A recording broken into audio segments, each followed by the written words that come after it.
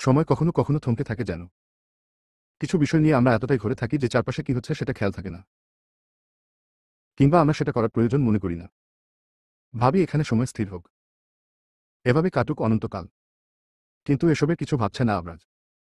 সে মনপ্রাণে চাইছে এই সময়টা দ্রুত কাটুক, নয়তো কিছু একটা মিরাকল ঘটুক। মেয়েটার চোখে তার জন্য সে ভালোবাসা দেখে, সে সেই ভালোবাসা তুচ্ছতা ছিল্ল করার অধিকার রাখে না।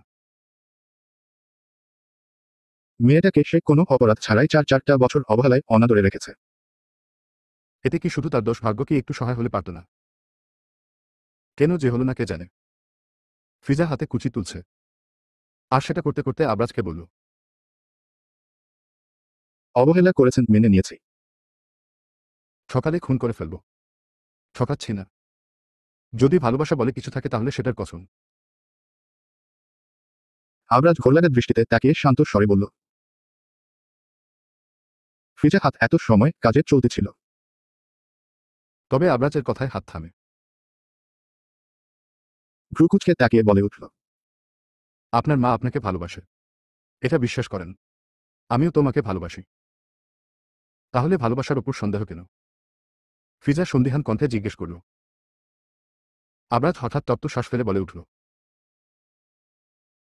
ত্রিনা আমাকে ভালোবাসে না।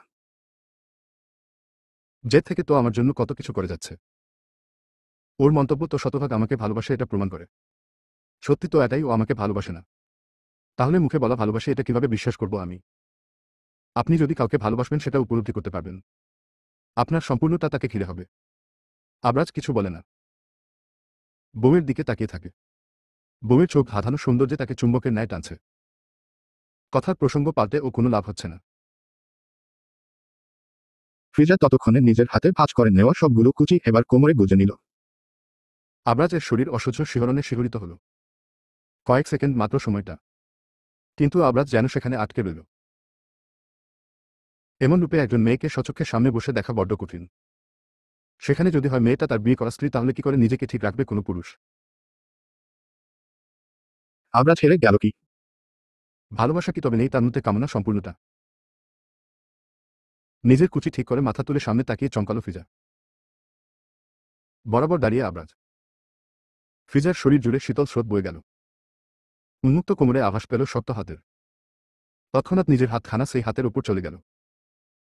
নিজেকে কোনো রকম সামনে অস্ফুটে বলে, আবরাজ, অভিযোগ তুলো না। ত্রিনা নিজেকে অল টাইম আমার সামনে আকর্ষণীয় রূপে প্রেজেন্ট করেছে। কখনো আমার ওর উপর ফিল আসেনি। তোমাকে দেখলে আমি নিজেকে কন্ট্রোল করতে পারি না। খুব খারাপ হতে ইচ্ছে করছে আমার। সরি বাট নট সরি কলিজা। মুহূর্তে ফিজা উপলব্ধি করে সে শূন্যে ভাসছে। ফ্রিজা আবরাজের গলা জড়িয়ে ধরে। মনে মনে ভিন্ন ছক কষে। আবরাজ ততক্ষণে বউয়ের এলোমেলো অর্ধপরিহিত শাড়ি সম্পূর্ণ এলোমেলো করে দিয়েছে। বাইরে আজ বাতাস বইছে। ফাগুনের শেষ রাতে ঠান্ডায় মানুষ কপকাত। ঝিরঝির হাওয়ায় জানালার পর্দা দোলে। সেই বাতাস সারা কক্ষে শীতল করে। শুধু দুটো উষ্ণ দেহকে সেই শীতলতা ছুতে পারে না। ফ্রিজার চোখের কোঠরি চিকচিক করে। আবরাজ যা দেখে মোলায়েম স্বরে বলে, সরি সুগন্ধি ফুল, তোমাকে কাঁদিয়ে আমার কখনো পোষাবে না। ভালো লাগে তোমায় কাঁদলে, একটু কাঁদো। অদ্ভুত মানুষ এই আবরাজ খান। ফ্রিজার মুহূর্তে রাগ উঠে যায়। ইচ্ছে মতো চুল টেনে ধরে। আবরাজ হেসে ফেলে। নিজের কাজে ফ্রিজা লজ্জায় পায়। আলতো হাতে আবরাজের ঘাড়ের ওপর চুলের ভাঁজে আঙুল চালিয়ে বড়কে বড় স্থানের সন্ধান পায়। বুঝে আসে না কিসের ক্ষত হতে পারে। তবে এমন মুহূর্তে এসব ভাবার মতো সময় আবরাজ তাকে দিল না। আপনি সিগারেট খান। হঠাৎ মেয়েলি চিকন স্বর কানে আসতেই আব্রাহাম ভ্রু কুচকে নেয়। এত রাতে এই মেয়ে এখানে? আব্রাহাম ভ্রু জোড়া কুচকে রেখে গম্ভীর স্বরে জিজ্ঞেস করল, কৈফিয়ত চাইছ নাকি? না না, তা কেন হবে? এমনি জিজ্ঞেস করেছি আমি। মেহরিন সাথে সাথে ঘাড় নেড়ে বলে। আব্রাহাম হাতে সিগারেট শেষ করে। মেহরিন ওর থেকে অনেকটা দূরে। আকাশ পানে তাকিয়ে আছে। রাত বাজে 2টো। আব্রাহাম মোবাইলে টাইম দেখে। ফোন পকেট রাখে। এরপর মেহরিনের দিকে ঘুরে দাঁড়িয়ে আগের ন্যায় কণ্ঠে জানতে চাইল, এত রাতে এখানে কি করো? ঘুম আসছে না? আমাকে দেখনি এখানে আমি? তীক্ষ্ণ দৃষ্টিতে তাকিয়ে আব্রাহাম বলে উঠল। মেহরিন নড়েচড়ে দাঁড়াল। দৃষ্টি এলোমেলো করে। আসলেই তো সে দেখেও কেন এলো এখানে? আজ ছুটি নিয়েছিল সে অফিস থেকে, একবার ও দিনে সাক্ষাৎ হয়নি আব্রাহামের সাথে। এতে করে কেমন অস্থির লাগছে। মেহরিন নিজের অধর জোড়া মুখের ভেতর নিয়ে নিল। এরপর বলল, আমি জানতাম না, খেয়ালও করিনি। বাড়িতে গার্ড রয়েছে, রাতে এভাবে ছাদে আসবে না। তারা আছে বলেই তো আসি। একা আসতাম নাকি? ভয় পেতাম তখন। মেহরিনের বোকাবোকা কথায় আব্রাহামের কপালে বেশ কয়েকটা বিরক্তির ভাঁজ পড়ল। রাগ না কি বিরক্ত আব্রাহাম বুঝতে পারে না। যত্রতত্র দিল এক ধমক। মেহরিন চমকে উঠল। আব্রাহাম কঠিন স্বরে বলে উঠল, এই মেয়ে কি বলো, মাথা ঠিক আছে? থাপ্পড় দিয়ে দাঁত ফেলে দেব বেয়াদব। রুমে যাও। মেহরিন এক দণ্ড দাঁড়ায় না। চক্ষুদয় জলে টৈটম্বুর তখন। দ্রুত পা ফেলে চলে গেল সিঁড়ি বেয়ে। আব্রাহামের হঠাৎ রাগ হচ্ছে। এই যে মেহরিন কাঁদল ধমক খেয়ে। চলে গেল। তারপরও আব্রাহামের কোনো হেলদোল নেই। সে নিজের মতো ফুসফুস করে সিগারেট জ্বালায় দেশলায় দিয়ে। সেটা ঠোঁটের ভাঁজে চেপে ধরে ফুঁকতে লাগল। মুহূর্তে ধোঁয়ায় অন্ধকার করে নিজের চারপাশ। বিড়বিড় করে আওড়াল। পুরুষ দেখতে আসে রাতবিরেত গাধা কোথাকার। Dash dash dash dash dash. Abraj বউকে কোলে তুলে ওয়াশরুমে নিয়ে এলো। নিচে নামিয়ে নিজে উল্টো দিকে ঘুরে দাঁড়ালো।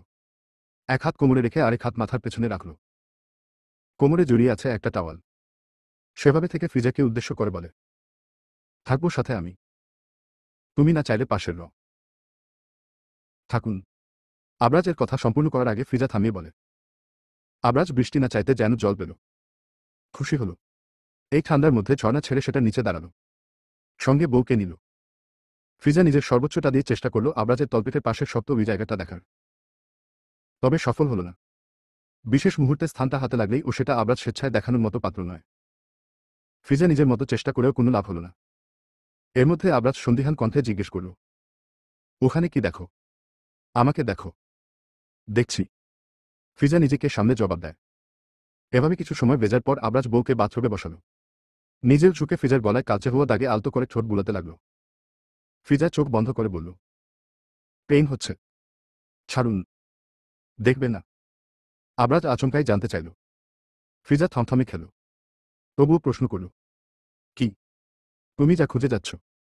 আবরাজের কথায় স্পষ্ট সে বুঝে গিয়েছে ফিজা কি খুঁজে এত সময় তাকে আটকে রেখেছে। ফিজাও ভনিতা না করে জিজ্ঞেস করল, আপনি দেখাবেন? আবরাজ ফিজার কপালে চুমু খায়। ফিজা চোখ বন্ধ করে। আবরাজ বউয়ের থুতনিতে আঙুল রেখে মুখটা সামান্য উঁচু করে চোখে চোখ রাখে। ফিজা চোখের পাপড়ি খুলতে দৃষ্টি আবরাজের চোখের দিকে স্থির হয়। আবরাজের গম্ভীর স্বর ভেসে আসে, বউ তুমি আমার। আজ হাতে লেগেছে, কাল চোখে পড়বে। পুরো আমিটাই আমি তোমাকে দিয়ে দিয়েছি। সেখানে শরীরের কোনো চিহ্ন কেন লুকিয়ে রাখব? চলবে। পরবর্তী পর্ব পেতে চ্যানেলটি সাবস্ক্রাইবও করুন।